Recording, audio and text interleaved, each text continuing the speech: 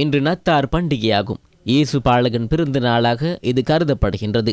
இயேசு பாலகன் இளைஞனாகி உலகிற்கு கொண்டு சேர்த்த தர்மத்தில் பல அடிப்படைகள் உள்ளன. உண்மை, நியாயம், நீதி என்பன அதில் முக்கியத்துவம் பெறுகின்றன.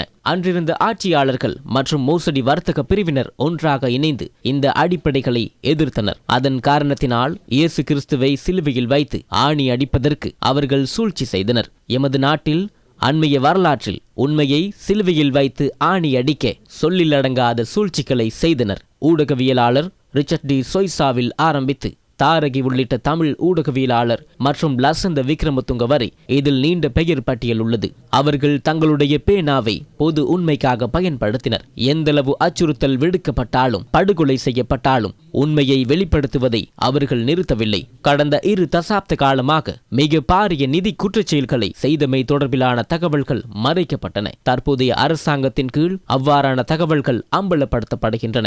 கணக்காய்வாளர் வெளிப்படுத்தியது போன்று கோப் குழு அறிக்கையினூடாக வெளிப்படுத்தப்படும் நிதி குற்றங்களும் மறைக்கப்பட்டிருந்தன. அவ்வாறு மறைக்கப்பட்ட 5,18,293 மில்லியன் ரூபாய் பணம் தொடர்பில் கணக்காய்வாளர் வெளிப்படுத்தியுள்ளார். அரச நிதி நிலைமை அறிவித்தலுக்கு புறம்பாக முன்னெடுத்து செல்லப்பட்ட 8 கணக்குகள் ஊடாக இவ்வாறு பாரிய அளவில் நிதி முறைகேடு இடம்பெற்றுள்ளது. நிதி நிலைமை அறிக்கையை முற்றுமுழுதாக புறம்பாக முன்னெடுத்து அதனூடாக 8 கணக்குகளில் 5,18,293 மில்லியன் ரூபாய் கடன் என கணக்காய்வு அறிக்கையில் தெளிவாக குறிப்பிடப்பட்டுள்ளது. இதில் முக்கிய விடயம் என்னவென்றால், இவ்வாறு பாரிய கடன் தொகையை பயன்படுத்தி முன்னெடுக்கப்பட்ட முதலீடுகள் அல்லது மூலதன செலவினங்கள் தொடர்பிலான எவ்வித அறிக்கையிலும் இல்லை என்பதாகும். இவ்வாறு வெளிப்படுத்தப்படாத பல நிதி மோசடிகள் இன்னும் மறைந்திருக்கலாம் என்பது இதனூடாக தெளிவாக புலப்படுகின்றது. இந்த குற்றங்களை இழைத்த நபர்கள் தொடர்பில் தராதரம் பாராது உரிய தண்டனை வழங்கப்பட வேண்டும் என்பதே மக்களின் எதிர்பார்ப்பாகும்.